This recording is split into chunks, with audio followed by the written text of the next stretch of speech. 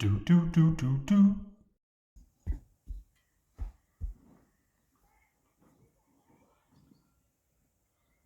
One of the many thought bubbles we've had since being here is that we'd like to put some espaliered fruit trees up here along the top of the property.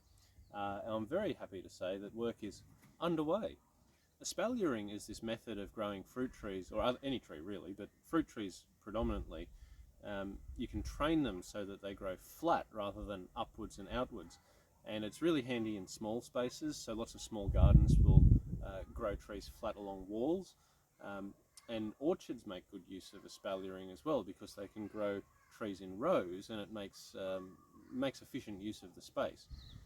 And that's essentially what we've got up here. We're really growing a mini orchard in that same fashion.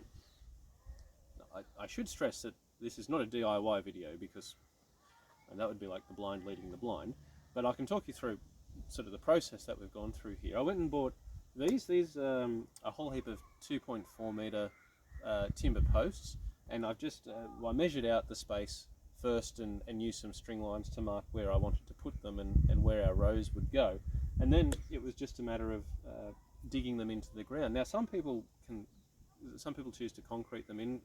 We don't really need to do that here, because our ground under the ground is quite clayey, and that means that packing it in, it's so firm, it's almost like cement. This one's a little wobbly, but the rest of them are set really firm.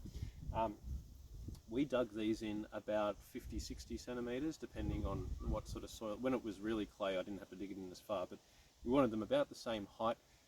So to do that, there's a couple of tools that came in really handy. I got a set of what they call, like pincers, I think they're called, post digging pincers, and that was really helpful for just digging into the ground in a really small tunnel where the ground was really firm. This came in handy. This is called a fencing bar.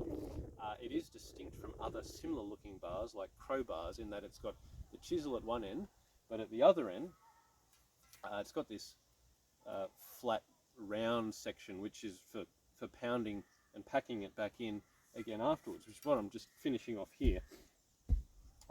Between those two tools, this was actually, I don't want to say simple, but it was simple. I mean, I'm not really built for manual labour, but I got this done in a day.